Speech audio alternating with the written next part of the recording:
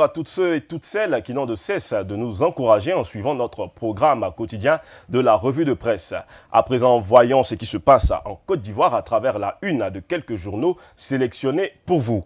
Le quotidien s'intéresse à l'annonce de la modification de la Constitution et affiche en ces termes ceci, la grosse provocation qui veut encore brûler la Côte d'Ivoire. Pourquoi le régime ne doit plus toucher à la Constitution? À ce sujet, Dernière Heure nous informe que la modification de la Constitution portera sur la limitation d'âge pour la présidentielle de 2025 et ajoute que le président Bédié ne se sent ni visé ni concerné par cela. Le confrère ne manque pas de rajouter que c'est bel et bien le président Bédié qui a introduit le premier cette limite d'âge dans la Constitution en 1998.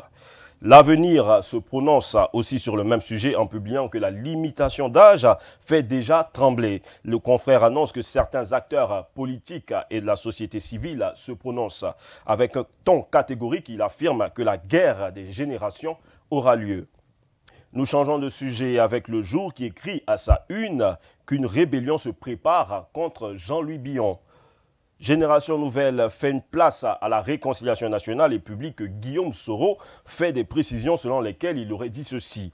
La réconciliation à pas forcé est vouée à l'échec. Tendons l'oreille maintenant vers l'intelligent d'Abidjan qui donne la parole à la présidente d'un mouvement pro-Simone, Dame Djelou Béné, qui dit « Simone Eivé n'a pas besoin de nous si elle veut créer son parti politique.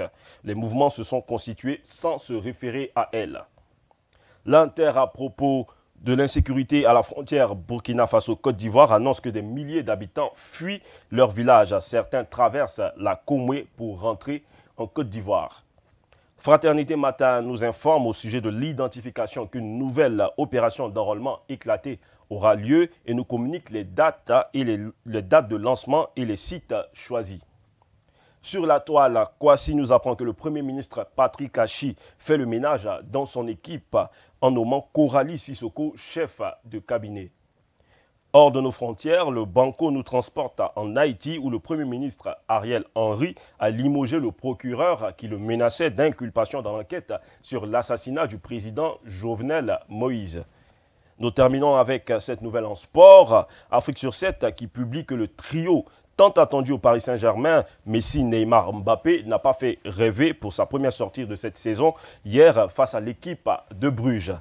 C'est tout pour aujourd'hui. Restons concentrés sur l'actualité 24 h sur 24 de l'Intelligent TV, la web TV du moment. Au revoir.